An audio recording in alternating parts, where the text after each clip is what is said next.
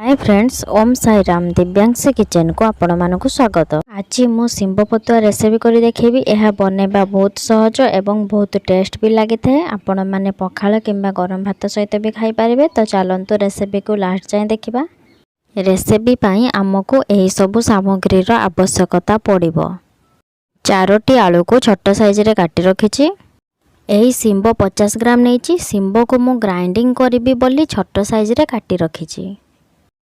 आधा ग्लास तेल नहीं, 2टी चॉप पियाज नहीं, 10 ରୁ 12टी रसुण नहीं, जीरा हाफ चामच एवं सरिष 1 चामच नहीं। सरिष एवं जीरा को मु 10 मिनट जाए पानी रे बतुरे रखी देथिली जेमिति सरिष हमर भल भाबे पेस्ट हे जिवो। गोटा जीरा हाफ चामच एवं गोटे सुखिला लंका नहीं, लंका पाउडर, हळदी पाउडर, स्वाद अनुसार लूण एवं पानी नहीं।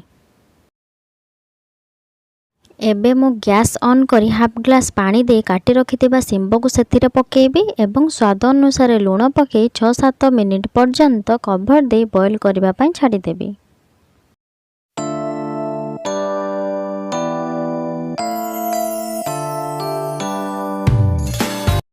कवर काटी देखिबा शिंब आमर सिझी हेई आसिलानी। एबे आमे गोटे प्लेट को छांकी दबा एवं ग्राइंडिंग करिया पई किछि समय आमे ठंडा करि दबा। गोटे जार रे सरिष, गोटा जीरा, रसुण एवं बॉईल करी रखिथिबा शिंब सेथिरे पके सबको पेस्ट करि दबा ग्राइंडर रे। एबे हमरो पेस्ट रेडी हो जाइछि। एबे गोटे साइड को रखि दबा। तापरे कढ़ई रे 2 चामच तेल दे काटी रखिथिबा आलू को सेथिरे दे स्वाद अनुसार लूण एवं हळदी 1 चामच पके 7-8 मिनिट पर्यंत हल्का भाजी दबा।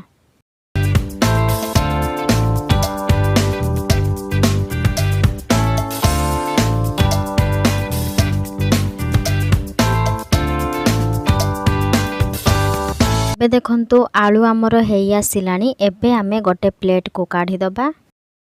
तापरे कढ़ई रे 3 चामच तेल देई सुखिला लंका गोटे, गोटा जीरा हाफ चामच, चॉप पियाज सेथिरे पकेबा।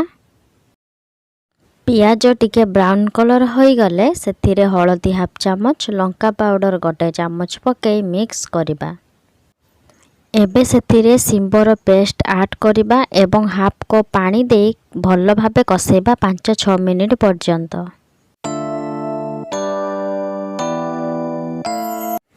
एबे सेथिरे स्वाद अनुसार लूण पके किछि समय कसेबा।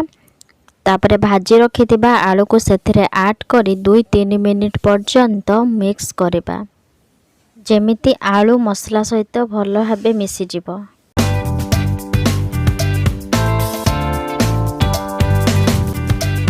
एबे फाइनाली पतुआ आमर रेडी।